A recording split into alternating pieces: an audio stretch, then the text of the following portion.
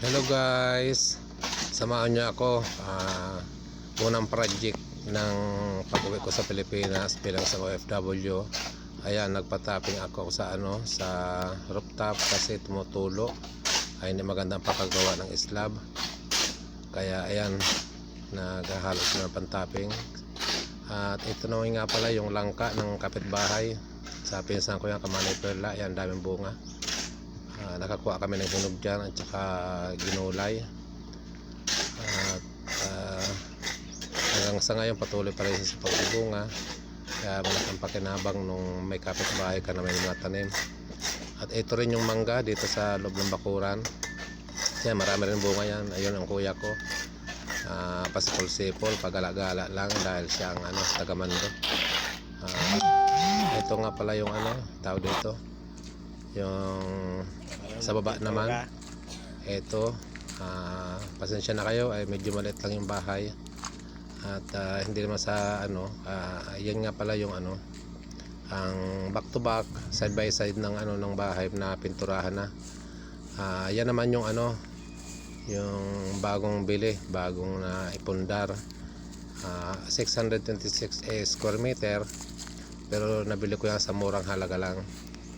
At may kasama na puno ng nyog, siguro 13 or 15 piraso na puno.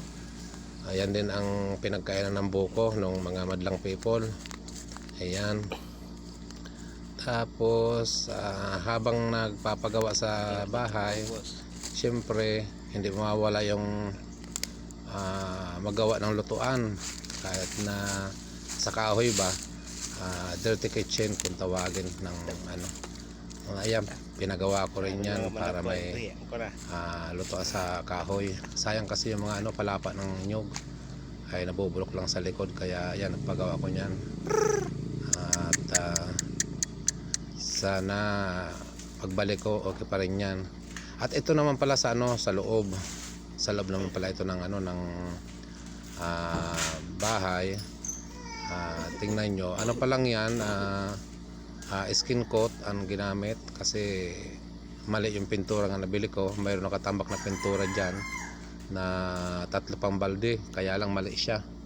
Siya, beige ang kulay o parang peach, ay hindi match sa sa loob. Kasi ang gusto ko sa loob puti, ang gusto ko sana dirty white ang kulay sa loob, kaya lang mali yung nabili. Hindi ko alam kung magagawa ang paraan yun, pero itatry na lang. Pwede raw haluan, kaya lang busy pa ang mga trabahador natin, mga pamangkin ko man lang ang gumagawa. Kaya at ito naman yung sa front, pinatanggal ko yung attic dyan kasi hindi ako nagagandahan.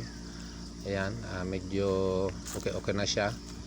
Malapit na siya matapos yung nasa labas. At maraming salamat guys sa panonood. Bilang isang OFW, nakakagaan ng pakiramdam pag ganito na malapit na matapos. Maraming salamat guys, thank you.